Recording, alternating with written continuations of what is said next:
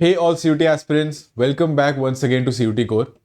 Parts of speech की इस series में अब हम आ गए एक और नए लेक्चर पे। एक और नया टॉपिक आज शुरू करेंगे। टॉपिक का नाम है कंजंक्शंस।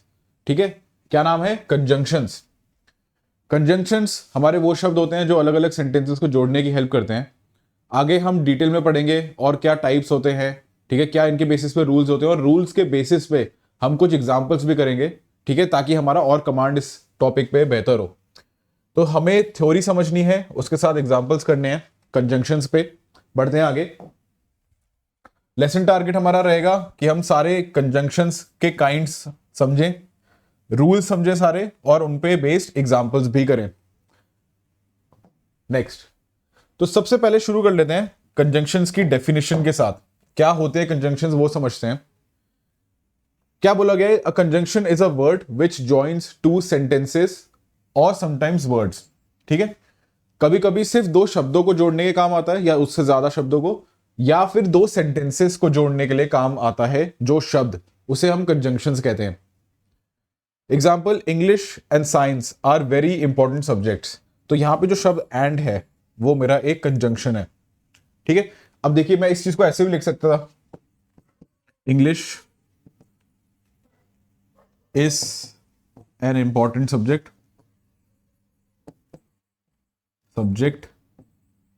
और इसके आगे ये लिख सकता था कि maths is an important subject. ठीक है, ऐसे लिख तो सकता था मैं, लेकिन आप देख सकते हैं कि रिडंडेंट हो जाता, बहुत ही एक ही चीज को बार बार लिखना हो जाता कि English is an important subject, maths is an important subject. ये ना करके हमने सिंपली क्या किया, एक कंजंक्शन का यूज किया जो कि एंड है हमारा इस केस में, कंजंक्शन, और उससे दोनों सेंटेंसेस को हमने मर्ज कर दिया। तो ऐसे दो सेंटेंसेस को मर्ज करने के लिए, दो सेंटेंसेस को जोड़ने के लिए यूज होता है conjunction. English and science are very important subjects. ठीक है, she must clear the exam और she will not get the job. ठीक है, अब यहां पे भी देखिए हमारे दो सेंटेंसेस छिपे हुए हैं इंडिविजुअली। एक सेंटेंस है मेरा she must clear the exam, और दूसरा सेंटेंस है she will not get the job. ठीक है, तो यहां पे जो मेरा कंजंक्शन है वो है मेरा और मेरा यहां पे एक कंजंक्शन है, उसने दो सेंटेंसेस जोड़ रखे हैं, she must clear the exam, she will not get the job. ठीक है, जब तक वो एग्जाम क्लियर नहीं करेगी तब तक उसे वो जॉब नहीं मिलने वाली है। Next, God made man and man made inventions. ठीक है, यहां पे भी दो सेंटेंसेस है कि गॉड मेड मैन, गॉड ने आदमी बनाया, इंसान बनाया, मैन मेड इन्वेंशंस, ठीक है, इंसान ने और आगे इन्वेंशंस बनाए। ठीक है, तो इन सेंटेंसेस को जोड़ कौन सा शब्द रहा है मेरा? अगेन एंड भी मेरा एक कंजंक्शन है यहां पे भी। Our boat is small but we can accommodate you. Next sentence देखिए, ये वाला सेंटेंस देखिए, यहां पे क्या बोल रहा है? Our boat is small but we can accommodate you. तो यहां पे भी दो सेंटेंस है, आर बोट इज स्मॉल एक sentence, we can accommodate you ये दूसरा सेंटेंस। ठीक है, इनको जोड़ कौन सा शब्द रहा है? बट मेरा अगेन एक कंजंक्शन बन जाएगा, BUT बट। ठीक है, तो यहां पे बोला जा रहा है कि our boat is small but we can accommodate you. हमारी जो नाव है वो छोटी है पर हम आपके लिए जगह बना लेंगे, वी कैन अकोमोडेट यू। ठीक है, तो आई होप आपको क्लियर हुआ होगा कंजंक्शंस क्या होते हैं। बढ़ते हैं नेक्स्ट टॉपिक पे। नेक्स्ट चीज जो हमें समझनी है वो है different types of conjunctions. Different types of conjunction समझेंगे। आपके सामने तीनों टाइप का लिस्ट मेंशन है। सबसे पहले होते हैं कोऑर्डिनेटिंग, फिर होते हैं सबऑर्डिनेटिंग, और होते हैं कोरिलेटिव कंजंक्शंस। ये हमारे तीन टाइप ऑफ कंजंक्शंस होते हैं। इनकी डेफिनेशंस आगे पढ़ते हैं। पहली टाइप होती है कोऑर्डिनेटिंग कंजंक्शंस। इनको पढ़ते हैं। The main function of coordinating conjunctions is to join words, phrases and clauses together which are usually grammatically the same. ठीक है, ये चीज सबसे इंपॉर्टेंट पार्ट जो इस सेंटेंस का, इसकी डेफिनेशन का है वो ये है कि जो सेम ग्रामेटिकली सेम शब्द, फ्रेज या लॉ क्लॉज होते हैं उनको जोड़ने के लिए काम आता है। ये होते हैं हमारे coordinating conjunctions. This type of conjunction is usually placed between the word और group of words that links together and not the beginning और एट द एंड।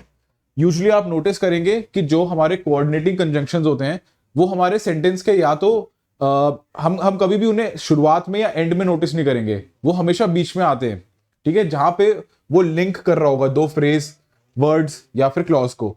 कभी भी वो शुरुआत में, ठीक है, बिगिनिंग में और एंड में नहीं आता है, ठीक है, यहां पे नहीं आता है, ये हमेशा बीच में ही आता है। एग्जाम्पल्स आपके सामने है, pizza and burger are my favourite snacks, ठीक है। तो देख सकते हैं हमारा यहाँ पे जो कंजंक्शन है वो एंड यूज हुआ है, और जिन चीजों को वो जोड़ रहा है वो दोनों ग्रामेटिकली क्या है, पिज्जा और बर्गर दोनों नाउन है। तो देख सकते हैं कि first half of the definition क्या बोल रहा था हमें, कि it is use to join words, phrases and clauses which are usually grammatically the same. Grammar के हिसाब से वो usually same type of word या फ्रेज या क्लॉज होंगे।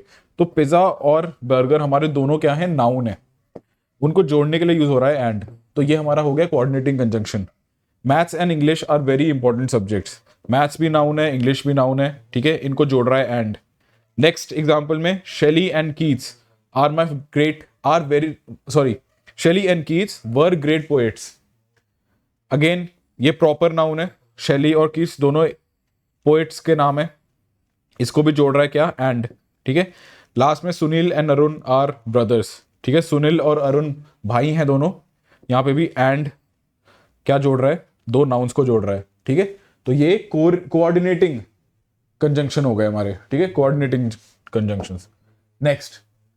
नेक्स्ट हम समझते हैं सेकेंड टाइप ऑफ कंजंक्शंस, जो कि हैं सब ऑर्डिनेटिंग कंजंक्शंस। इसकी डेफिनेशन पढ़ते हैं। This type of conjunctions is used to in linking two clauses together, ठीक है। तो यहां पे दो क्लॉज एक साथ जोड़ने के लिए यूज किया जाता है इनका। Aside from the fact that they introduce a dependent clause, subordinate conjunctions also describe the relationship between dependent clause and independent clause in a sentence, ठीक है। अब कुछ बच्चों को डाउट हो रहा होगा कि क्लॉज भाई होते क्या हैं, तो आपको मैं सजेस्ट करूंगा कि सबसे पहली जो इस सीरीज में वीडियो है, उस वीडियो का टाइटल है पार्ट्स ऑफ स्पीच। वहां पे मैंने बहुत डिटेल में समझाया था कि क्लॉज क्या होते हैं हमारे और फ्रेजेस क्या होते हैं हमारे, तो उसको जरूर रेफर कीजिए। इसलिए मैंने उस टाइम पे एम्फोसाइज किया था, इंसिस्ट किया था कि आप इस वक्त समझ लीजिए क्लॉज और फ्रेजेस क्या हैं, ठीक है। क्लॉज क्या होते हैं, जहां पे हमारा सब्जेक्ट और वर्ब दोनों मेंशन होता है, ठीक है। एक सेंटेंस में एक ग्रुप ऑफ वर्ड होता है जिसमें सब्जेक्ट भी होता है, वर्ब भी होता है, उसका अपने आप में कुछ मीनिंग होता है। जबकि फ्रेज ऐसी चीज होती है जिसमें आपका कोई सब्जेक्ट और वर्ब नहीं होता है, ठीक है। तो क्या होते हैं डिपेंडेंट क्लॉजेस, ठीक है, इंडिपेंडेंट क्लॉजेस, ये सारे हमने उस वक्त डिस्कस किए थे। अगर आपने वो वीडियो नहीं देखी है तो आप ऐसा कीजिए कि आप पहले उसको रेफर कीजिए, फिर आपको ये सब क्लियर हो जाएगा। यहां पे क्या बोला जा रहा है कि दो क्लॉजेस जोड़ने के लिए जो हमारे कंजंक्शंस यूज होते हैं वो हमारे होते हैं सबऑर्डिनेटिंग कंजंक्शन। दो क्लॉज हमें अलग अलग सिचुएशन बता सकते हैं, आप नोटिस करेंगे एग्जांपल्स में। जैसे मैं यहां बोलता हूं कि it is so cold outside so I bought you a jacket, it is so cold outside so I brought you a jacket. तो यहां पे देखिए दो क्लॉज हैं, it is so cold outside एक क्लॉज है, दूसरा I brought you a jacket, ये भी एक आपका दूसरा क्लॉज है, ठीक है। अब देखिए कैसे एक क्लॉज बन रहे हैं। यहां पे आपका एक इंडिपेंडेंट क्लॉज है जो बोल रहा है कि इट है आपका सब्जेक्ट और वर्ब क्या है, इट इज, यहां पे वर्ब है, सब्जेक्ट और वर्ब हो गया, it is so cold outside, ठीक है। बाहर की एक सिचुएशन बना दी, अपने आप में एक मीनिंग आ रहा है कि बाहर ठंड है, बहुत ज्यादा ठंड है। आई ब्रॉट यूअर जैकेट, यहां पे भी एक सब्जेक्ट है आई, ब्रॉट यहां पे एक एक्शन हो रहा है, ये हो गया वर्ब, ठीक है, ये भी एक क्लॉज बन गया। मैंने क्या बोला, I brought you a jacket, मैं आपके लिए एक जैकेट ले आया हूं। पर इन दोनों सेंटेंसेस को साथ में जोड़ने का जो शब्द जो काम कर रहा है वो है हमारा सो, ये एक हमारा कंजंक्शन है।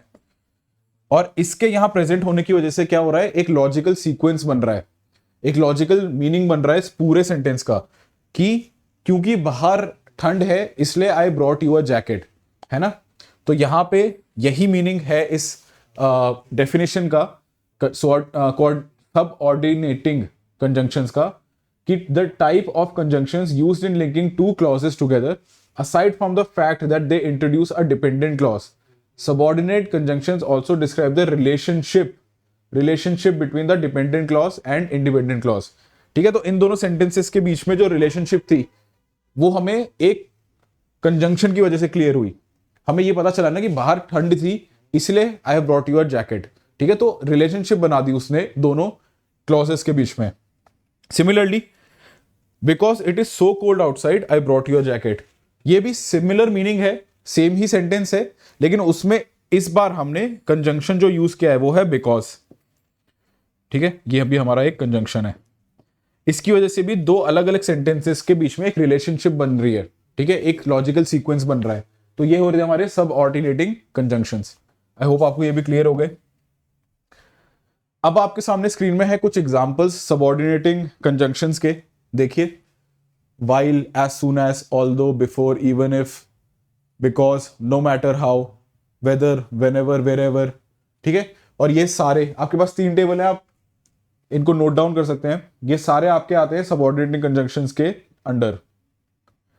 ठीक है, बढ़ते हैं आगे। तो अब हमने दोनों इनिशियली 2 टाइप ऑफ कंजंक्शंस पढ़ लिए हैं। बढ़ते हैं अपने थर्ड टाइप ऑफ कंजंक्शन की तरफ, जो कि है correlative conjunction. The correlative conjunctions are simply pairs of conjunctions which are used to join equal sentence elements together। ठीक है, इसके बारे में मैं आपको बताता हूं। तो पहली बात तो ये जो कंजंक्शंस होते हैं ना, ये ऑलरेडी पेयर्स में होते हैं।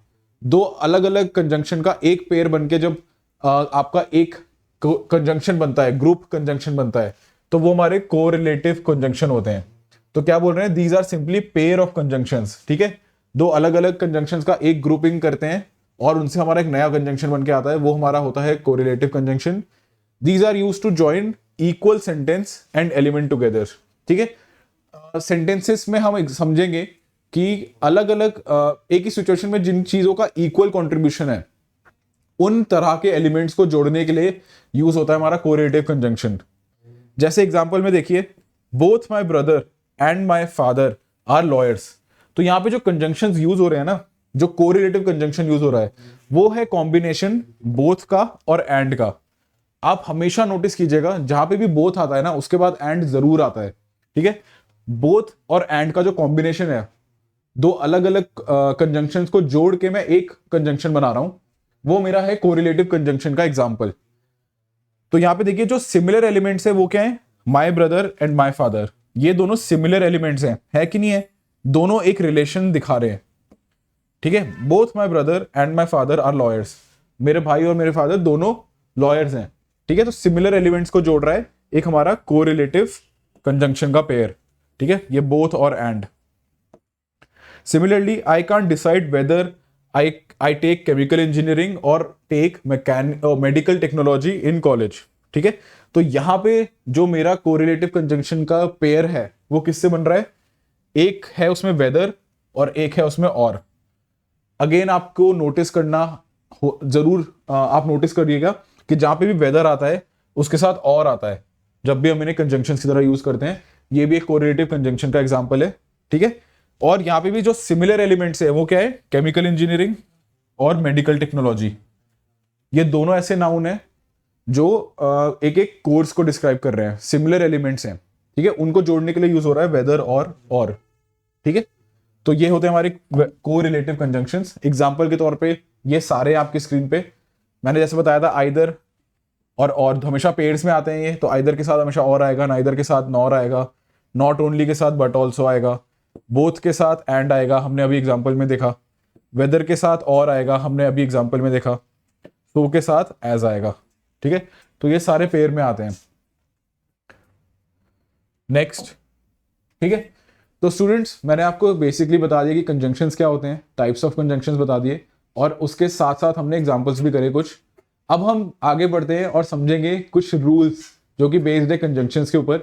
इन रूल्स को आप एक बार पूरा समझ लेंगे तो आगे जाके जो भी एक्सरसाइज आपके सामने आ जाए, जो भी एरर डिटेक्शन आ जाए, फिलअप्स आ जाए कंजंक्शंस के ऊपर बेसिस लेता हुआ, वो आपसे जरूर सॉल्व होगा। ठीक है, तो एक एक करके इन रूल्स को समझेंगे। ठीक है, तो पहला रूल हमारा क्या कहता है कि नॉट ओनली और बट ऑल्सो, ये हमारे कोरिलेटिव कंजंक्शन है। देखिए आप, कॉम्बिनेशन बन रहा है एक, इसको हम वहां पे प्लेस करते हैं। It is always use before the word which it stresses.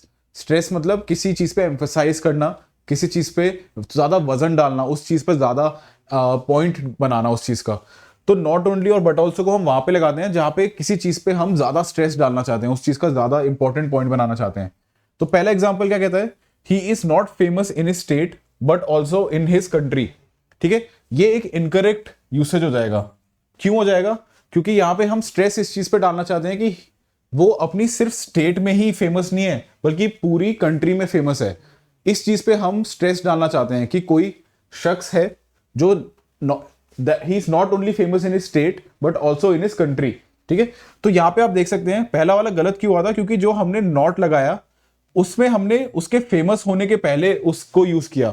ठीक है, हम उस चीज पे स्ट्रेस नहीं कर रहे हैं, यहां पे हम उस चीज पे स्ट्रेस नहीं कर रहे हैं कि वो फेमस है, हम इस चीज पे स्ट्रेस करना चाह रहे हैं कि वो सिर्फ अपने स्टेट के दायरे में नहीं अपनी कंट्री के दायरे में भी फेमस है। ठीक है, तो इसलिए जो हमारा नॉट लगेगा, नॉट ओनली जो लगेगा हमारा, वो लगेगा उसके स्टेट में होने से पहले, और बट ऑल्सो लगेगा सेकेंड सिमिलर एलिमेंट पे जो कि है कंट्री।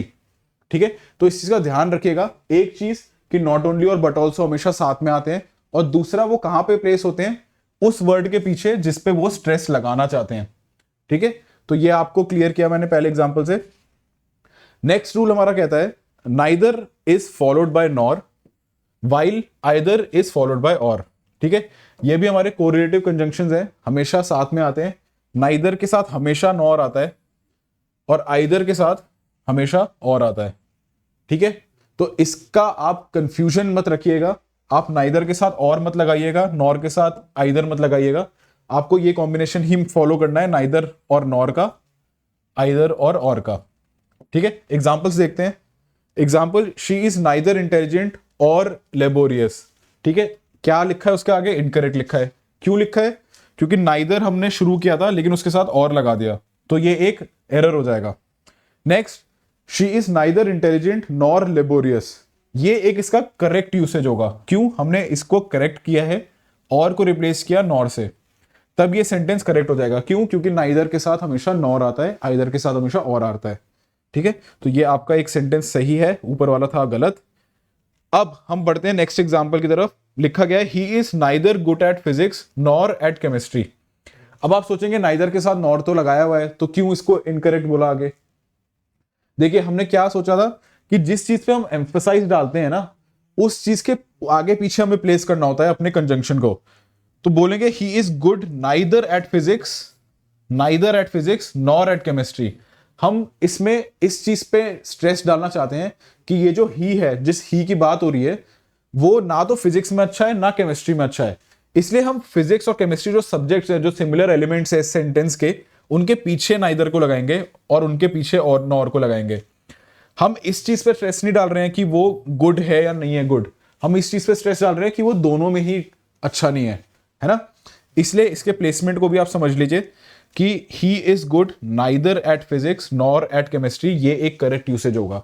ठीक है, तो एक तो हमने ये समझा कि नाइदर और नॉर, आइदर और साथ में आएंगे, और कहां उनको हमें प्लेस करना चाहिए सेंटेंस में, हमने वो भी ढंग से समझ लिया। बढ़ते हैं अपने नेक्स्ट रूल की तरफ, इसे करते हैं। चलिए, तो नेक्स्ट जो हमारा रूल है वो ये कहता है both is followed bye and. ठीक है, ये हमने पहले भी देखा, बोथ जो मेरा कंजंक्शन है वो हमेशा एंड के साथ आता है, उसके साथ हमेशा एंड लगता ही लगता है, तो ये कॉम्बिनेशन बनता है हमारा बोथ और एंड का। एग्जाम्पल के तौर पे हम देखते हैं बोथ मोहन और रवि गो देयर, तो ये एक मेरा इनकरेक्ट यूसेज होगा। क्यों? क्योंकि मैंने एंड ना लगा के गो लगा रखा है, सॉरी और लगा रखा है यहाँ पे। ठीक है, तो ये मेरा एक इनकरेक्ट यूसेज होगा। इसे सही करने के लिए क्या करूंगा मैं? Both Mohan and Ravi go there, यहाँ पे एंड लगना चाहिए और नहीं, तो मेरा फर्स्ट सेंटेंस बनता है इनकरेक्ट, ये इनकरेक्ट था। और सेकंड वाला सही होता है क्योंकि बोथ के साथ हमेशा क्या आता है? एंड लगता है। ठीक है, जब हम किसी दो सिमिलर एलिमेंट के बीच में कोरिलेशन बताते हैं, कहते हैं कि दोनों चीज सिमिलर एक्शन कर रही हैं, तो पहले हम लगाते हैं बोथ, उसके बाद बीच में उनको जोड़ने के लिए यूज करते हैं एंड, हम और नहीं लगाते हैं या कोई और कंजंक्शन नहीं लगाते हैं। रूल नंबर 4 कहता है though and although are followed by yet. ठीक है, though and although are followed by yet. अब दो और ऑल्दो लगते कहां हैं? यूजुअली वो उन सेंटेंसेस में लगते हैं जहां पे हम कहते हैं कि कुछ ऑपोजिंग कंडीशन है पहले, लेकिन फिर भी कोई चीज हो रही है। ठीक है, तो मान लीजिए मैं बोलूं कि आपकी तबीयत खराब है, फिर भी आप जा रहे हो एग्जाम देने के लिए। ठीक है, though you are ill yet you are going to give your exam. तो ऑल दो और दो हमारे लगते वहां पे हैं जहां पे कोई ऑपोजिंग कंडीशन होती है फर्स्ट हाफ में, लेकिन उसके खिलाफ हम फिर भी कोई एक्शन कर रहे होते हैं। ठीक है, तो दो he is poor but he is honest, ठीक है, ये एक इनकरेक्ट यूसेज होगा। क्यों? क्योंकि दो he is poor but he is honest में हमने ये वाली रूल को फॉलो नहीं किया, हमने दो या ऑल्दो के साथ येट नहीं लगाया। इसको सही करने के लिए हम क्या करेंगे, दो he is poor yet he is honest, जब हम येट यूज करेंगे दो के साथ तब हमारा एक करेक्ट ग्रामेटिकल करेक्टली सेंटेंस हमारा बनेगा। ये हमारा सेंटेंस एक करेक्ट सेंटेंस होगा। आई होप आपको क्लियर हुआ। बढ़ेंगे नेक्स्ट रूल की तरफ। इवन इफ जो हमारा कंजंक्शन है वो होता है फॉलो बट से, ठीक है, even if is followed bye but, तो हमारा जो कॉम्बिनेशन बन के आता है वो आता है ये, इवन इफ के साथ हमेशा बट लगता है, ठीक है। Even if he is hungry yet he can not beg, ठीक है, तो ये हमारा एक इनकरेक्ट यूसेज होगा। क्यों होगा? क्योंकि मैंने इवन इफ तो लगाया लेकिन उसके साथ कंजंक्शन दूसरा यूज किया येट। येट हमारा इसके साथ यूज नहीं होता है। येट अगर हमें यूज करना है तो तभी करना है जब ऑल्दो से सेंटेंस शुरू हो रहा हो, ठीक है। अगर हमारे साथ इवन इफ लगाए तो फिर क्या लगेगा, बट लगेगा। ये भी सिमिलर कंडीशन में आता है। फर्स्ट हाफ में कुछ ऑपोजिट हो रखा होता है और सेकेंड हाफ में एक उसकी अपोजिंग कंडीशन हो रखी होती है। मतलब भले ही जैसे इस सेंटेंस में बोला गया है, भले ही वो हंग्री है पर उसको बेग नहीं करना चाहिए, उसे भीख फिर भी नहीं मांगनी चाहिए, है ना। चाहे जितनी भी भूख लगे, you can not beg, right. तो सिमिलरली इसको सही करने के लिए क्या करेंगे, even if he is hungry but he can not beg, ये एक सही यूसेज होगा इसका, ठीक है। बढ़ते हैं नेक्स्ट रूल की तरफ।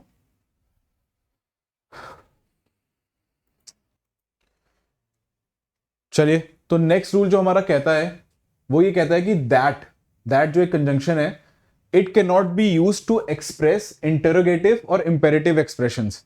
अब मैंने आपको काफी बार समझाया है इंटरोगेटिव और इंपेरेटिव एक्सप्रेशंस क्या होते हैं पिछली क्लासेस में। I hope in series of classes को आप एक क्रोनोलॉजिकल ऑर्डर में देख रहे हो, एक सही सीक्वेंस पे देख रहे हो, लेकिन फिर भी मैं आपको दोबारा बताता हूं।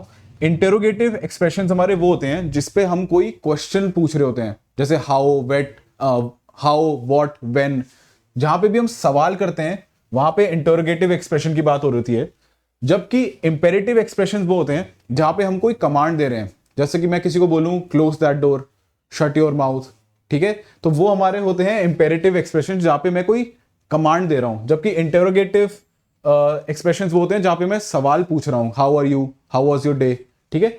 तो हमारे रूल क्या कहता है कि दैट हमारा कंजंक्शन एक ऐसा है जिसको हम इन सेंटेंसेस के साथ यूज नहीं कर सकते हैं। एग्जाम्पल देखते हैं, she asked me that what was my name, what my name was. ये एक इनकरेक्ट यूसेज हो जाएगा। क्यों हो जाएगा? क्योंकि she asked me what my name was, यहां पे एक सवाल पूछा जा रहा है, एक इंटरोगेटिव सेंटेंस है और इसमें मैं दैट लगा रहा हूं, ठीक है। जब तक मैं इसमें दैट लगाऊंगा ये मेरा एक इनकरेक्ट सेंटेंस होगा। इसको सही करने के लिए मुझे क्या करना होगा, she asked me what my name was, ठीक है। यहां पे व्हाट आया, ये एक इंटरोगेटिव सेंटेंस है, इसमें हम दैट नहीं लगाएंगे, हम सिर्फ व्हाट रहने देंगे, तो ये एक करेक्ट सेंटेंस बन जाएगा, ठीक है। बढ़ते हैं नेक्स्ट एग्जांपल की तरफ। ये कहता है she said that to bring a chair.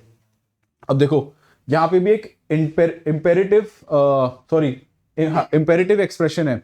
Imperative expression मैंने आपको क्या समझाया कि जहां पे मैं कोई कमांड दे रहा हूं, एक ऑर्डर दे रहा हूं, तो यहां पे बोला जा रहा है she said that to bring me a chair, ठीक है। किसी ने किसी को बोला कि एक चेयर लेके आओ, एक कमांड तो दिया जा रहा है, एक इंपेरेटिव सेंटेंस है, लेकिन यहां पे भी हम दैट लगा रहे हैं। तो जब तक दैट लगा रहे हैं वो एक इनकरेक्ट यूसेज होगा। इसको सही करने के लिए क्या करेंगे हम, she said to bring a chair, हम दैट नहीं लगाएंगे। दैट को रिमूव करते ही ये सेंटेंस करेक्ट होता है, ठीक है। तो आई होप आपको क्लियर होगा ये वाला रूल भी। That can not be used to express interrogative और इंपेरेटिव एक्सप्रेशंस। बढ़ते हैं नेक्स्ट रूल की तरफ। रूल नंबर 7 है हमारा। यहां पे बोला जा रहा है कि वेदर एक कंजंक्शन है, it is always followed by और, ठीक है। तो वेदर जहां जहां आएगा वहां पे और भी आएगा आपका, वेदर और, ठीक है। एग्जाम्पल के तौर पे फर्स्ट एग्जाम्पल है, कैन यू से वेदर ही इज इल और नॉट। ये हमारा एक करेक्ट सेंटेंस है। क्यों है? क्योंकि यहां पे वेदर है और उसके साथ और लगा हुआ है, ठीक है। अब मैं आपको एक चीज वेदर के बारे में बताना चाहूंगा। वेदर हमारा कहां पे यूज होता है, किन सेंटेंसेस में? देखिए, जब भी आप किसी कंडीशन के होने की पॉसिबिलिटी को जज करना चाहते हो तो वहां पे हम वेदर लगाते हैं। एग्जाम्पल के तौर में मैं बोलूं, I don't know whether it is raining outside और नॉट, मुझे नहीं पता बाहर बारिश हो रही है कि नहीं।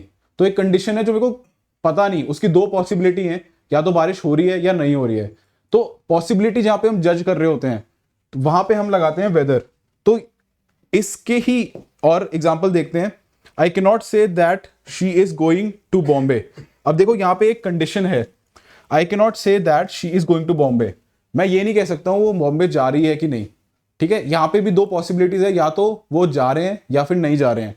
ठीक है, लेकिन यहां पे गलती क्या है कि मैंने कंजंक्शन जो यूज किया है वो यूज किया है दैट, तो वो एक गलत यूसेज होगा। यहां पे ना मैंने वेदर लगाया, ठीक है, तो यहां पे वेदर जब तक मैं यूज नहीं करूंगा वो एक गलत यूसेज होगा। इसको सही करने के लिए मैं क्या कर सकता हूं, I can not say whether she is going to Bombay. ठीक है, तब ये एक सही यूसेज बनेगा। ठीक है, तो आई होप आपको ये क्लियर होगा। वेदर वहां पे लगता है जहां पे हम दो पॉसिबिलिटीज को जज कर रहे होते हैं कि कोई कहीं पे कोई इवेंट हो रहा है या नहीं हो रहा है। ठीक है, बढ़ते हैं आगे। तो अब हम पढ़ेंगे रूल नंबर 8। रूल नंबर 8 में हम क्या पढ़ेंगे, हम ये समझेंगे कहां पे व्हेन लगता है, कहां पे व्हाइल लगता है। ठीक है, तो ये रूल क्या कहता है कि जो व्हेन कंजंक्शन है, when is used when two actions take place one by one. तो कुछ इवेंट या कोई एक्टिविटी जब एक के बाद दूसरी हो रही होती है वन बाय वन, तब हम लगाते हैं व्हेन को। जबकि अगर दो सेंटेंसेस ऐसे हैं जहां पे दो एक्टिविटीज साइमल्टेनियसली हो रही हैं, साथ साथ हो रही हैं, दो एक्टिविटीज साथ साथ हो रही हैं साइमल्टेनियसली, तब हम वाइल लगाते हैं। ठीक है, तो ये डिफरेंस है व्हेन और वाइल के बीच में। Example, when I was on the road I saw a girl. ठीक है, तो ये एक इनकरेक्ट यूसेज होगा क्योंकि यहां पे साइमल्टेनियस एक्शन है। इसका सही यूसेज क्या बनेगा, while I was on the road I saw a girl. ठीक है, तो दो साइमल्टेनियस एक्टिविटी हो रही है कि मैं रोड पे भी था और मैंने एक गर्ल भी देखी, तो ये एक करेक्ट यूसेज होगा। जब हम वाइल लगाएंगे, व्हेन लगाएंगे तो गलत होगा। सेकेंड एग्जाम्पल है, while I reached there she had gone out. ठीक है, while I reached there she had gone out. तो दो इवेंट्स हुए हैं। एक इवेंट हुआ है कि I reached a certain place, मैं एक जगह पे पहुंचा, उसके बाद शी हैड गॉन आउट। ठीक है, तो यहां पे चीजें साथ साथ ही हुई है, यहां पे वन आफ्टर द अनदर हुई है। तो यहां पे वाइल लगाना एक गलत यूसेज होगा ग्रामर का। इसको सही करने के लिए हम व्हेन लगाएंगे। When I reach there she had gone out. ठीक है, जैसे ही मैं वहां पहुंचा शी लेफ्ट, वो वहां से बाहर गई। तो इसलिए यहां पे हम व्हेन लगाएंगे, वाइल नहीं लगाएंगे। तो आई होप आपको ये वाला रूल भी क्लियर हुआ होगा, वाइल और व्हेन के बीच में क्या डिफरेंस होता है। व्हेन तब लगाते हैं when two actions happen one by one, और वाइल तब लगाते हैं when two actions are happening simultaneously, साथ में ही हो रही हैं। ठीक है, तो ये मेरा एक और एग्जाम्पल था। बढ़ते हैं आगे। अब पढ़ेंगे रूल नंबर 10 और 9। चलिए, तो रूल नंबर 9 अब हम पढ़ेंगे। रूल नंबर 9 क्या कहता है, lest is used, it is followed by should, it is negative, so do not use another negative with it. क्या कहता है ये कि जो लेस्ट हमारा कंजंक्शन होता है उसका कॉम्बिनेशन हम हमेशा हेल्पिंग वर्ब शुड के साथ करते हैं। जो हमारा मॉडल हेल्पिंग वर्ब शुड है वो हमेशा लगता है लेस्ट के साथ। अगर हम लेस्ट लगा रहे हैं तो शुड भी लगाएंगे ही लगाएंगे। एक और चीज हमें क्या पता चली इस रूल में कि it is a negative, so do not use another negative with it. Lest जो होता है ना स्टूडेंट्स, अपने आप में एक नेगेटिव वर्ड होता है। जैसे नॉट एक हमारा नेगेटिव वर्ड होता है ना, नॉट, जहां पे भी हम नॉट लगा देते हैं उसका ऑपोजिट होने लगता है, वो एक नेगेटिव शब्द होता है। तो लेस्ट भी जो हमारा शब्द है ना, लेस्ट, वो भी अपने आप में एक नेगेटिव है। तो ऑलरेडी क्योंकि वो नेगेटिव है उसके साथ हमें एक और नेगेटिव लगाने की कभी जरूरत नहीं होती है। ठीक है, तो ये मत कीजिएगा कि आप लेस्ट भी लगा दें और नॉट भी लगा दें। लेस्ट अपने आप में एक नेगेटिव है। अगर आपको इसे और अच्छे से समझना है तो मैं आपको बताना चाहूंगा, लेस्ट जो शब्द है ना उसको हिंदी में अगर आप कन्वर्ट करोगे तो उसका मतलब होगा कहीं ऐसा ना हो जाए। ठीक है, कहीं ऐसा ना हो जाए। ठीक है, कहीं ऐसा ना हो जाए। ठीक है, तो ये इसका हिंदी एक कन्वर्जन बनता है। लेस्ट का मतलब ये होता है कहीं ऐसा ना हो जाए। जैसे कि मैं आपको बोलूं कि देखो पढ़ाई कर लो, कहीं ऐसा ना हो जाए कि आप फेल हो जाओ।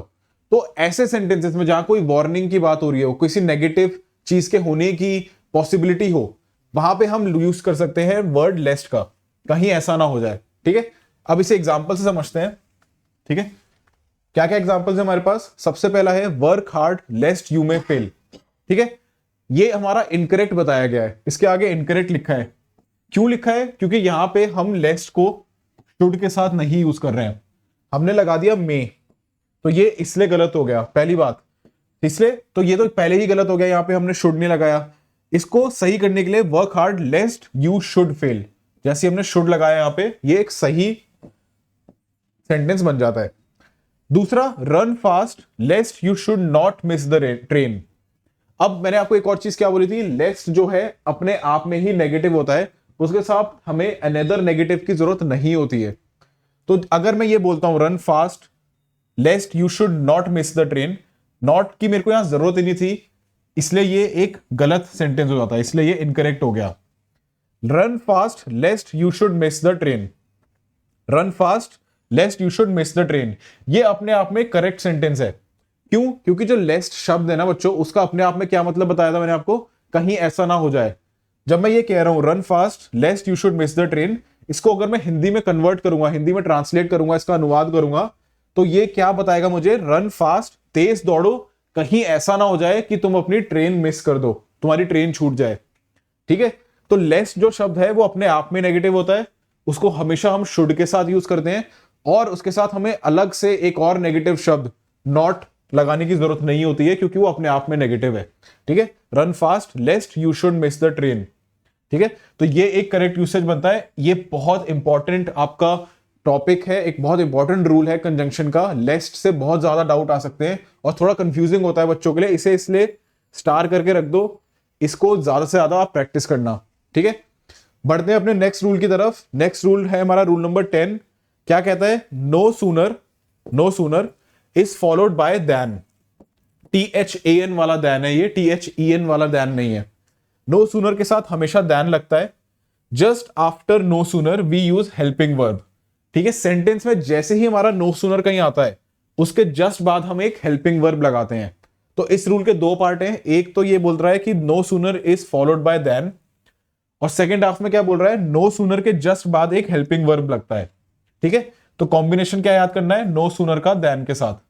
ठीक है, THAN वाला दैन, THEN नहीं। तो पहला example, no sooner did he go out then he left then she came.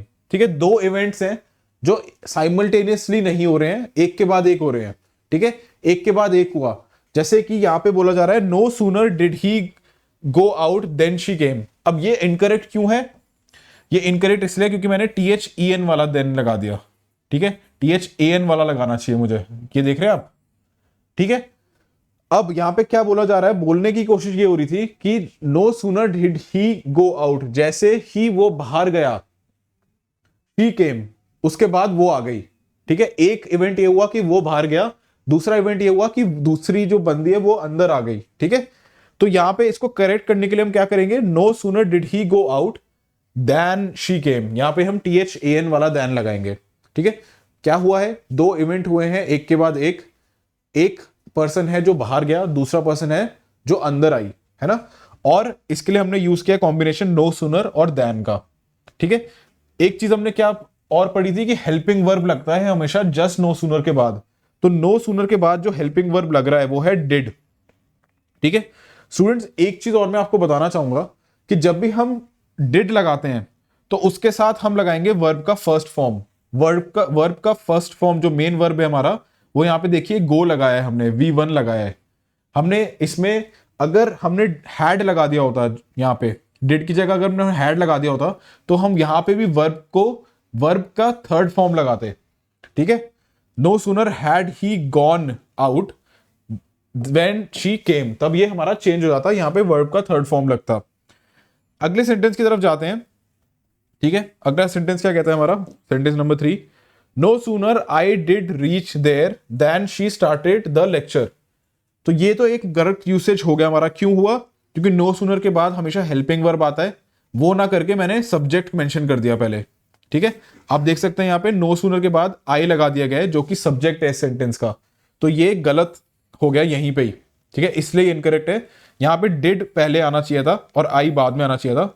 ठीक है, no sooner I did reach there then he started the lecture, then तो सही मेंशन किया है लेकिन ये गलत हो गया, क्योंकि हमने हेल्पिंग वर्ब गलत प्लेस किया सेंटेंस में। इसको सही करने के लिए no sooner did I reach there then he started the lecture, ये एक सही यूसेज होगा। सेकेंड टाइम पे हमने सही बोला है क्योंकि हमने no sooner did I reach there then he started the lecture, हमने नो सूनर के जस्ट बाद अपना हेल्पिंग वर्ब प्लेस कर दिया था, उसके बाद हमारा सब्जेक्ट आया है। सब्जेक्ट क्या है? आई। कि जैसे ही मैं वहां पे पहुंचा उसने अपना लेक्चर शुरू कर दिया, ही स्टार्टेड द लेक्चर। ठीक है, एक और चीज मैं आपको समझा रहा था स्टूडेंट्स अभी कि यहां पे तो हमने डिड यूज किया, डिड के साथ हमेशा हम वर्ब का फर्स्ट फॉर्म यूज कर रहे हैं, रीच। ठीक है, वर्ब का फर्स्ट फॉर्म यूज कर रहे हैं, रीच। अब अज्यूम कर लीजिए पेपर में अगर यहां पे डिड की जगह हैड आ जाता, अगर यहां डिड की जगह आपका हैड लिखा होता, अगर यहां पे हैड होता ना स्टूडेंट्स, तो फिर मैं यहां पे रीच नहीं लिखता, यहां पे मैं वर्ब का भी जो मेन वर्ब है मेरा उसका भी मैं फॉर्म चेंज करता, इसे मैं बनाता V3 में, तो वो क्या हो जाता मेरा रीच्ड। ठीक है, तो जितने भी नो सूनर वाले सेंटेंसेस होते हैं ना, उनमें या तो आपके साथ डिड आएगा या आपके साथ हैड आएगा, 100% है, इन दो में से ही कोई कॉम्बिनेशन आता है। तो नो सूनर के साथ आपको देन लगाना है, अगर डिड है तो उसके साथ वर्ब का हम फर्स्ट फॉर्म लगाएंगे, अगर आपका हैड मेंशन्ड है तो उसके साथ हम वर्ब का थर्ड फॉर्म लगाएंगे। No sooner had I reached there then he started the lecture, ये वाला पार्ट हमारा सेम रहता है, बस हमें इंश्योर करना है कि हम देन लगा रहे हैं। ठीक है, अगर हैड आता है तो मैं वर्ब को चेंज करके रीच्ड करता हूं, नो सूनर के साथ हमेशा देन आता है, और नो सूनर के जस्ट बाद हमारा हेल्पिंग वर्ब लगता है। हेल्पिंग वर्ब हमारा डिड भी हो सकता है और हैड भी हो सकता है। ठीक है, तो स्टूडेंट्स आई होप आपको ये 10 रूल अभी तक समझ आए होंगे। हम बढ़ेंगे आगे नेक्स्ट रूल की तरफ, रूल नंबर 11 और 12। तो स्टूडेंट्स रूल नंबर 11 और 12 से हम कंटिन्यू करेंगे next part of the lecture में, उसको भी जरूर देखिएगा। अभी तक मैंने आपको कंजंक्शंस के डेफिनेशन कराई, कंजंक्शंस के टाइप्स कराए, उनके एग्जांपल्स किए, और हमने 10 रूल्स भी कवर कर लिए। अभी आपके लिए यही काफी है, आप इनको रिवाइज कीजिएगा। बढ़ेंगे हम नेक्स्ट लेक्चर में आगे। आपके अगर सर्कल में और भी स्टूडेंट्स हैं जो CUET 2024 की तैयारी कर रहे हैं, उन तक भी इन लेक्चर्स को पहुंचाइए, उनकी भी बहुत हेल्प हो जाएगी। Do subscribe to CUET Core and join our Telegram channel. Thank you, students.